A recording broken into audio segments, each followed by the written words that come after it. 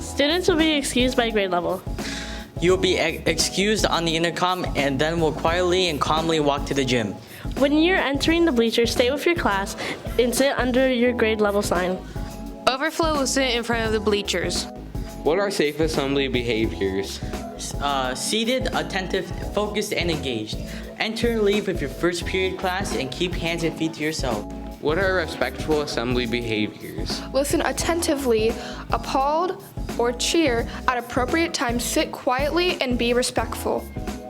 What are responsible assembly behaviors? Electronics stay off and away. Pay close attention and model appropriate behavior for your peers.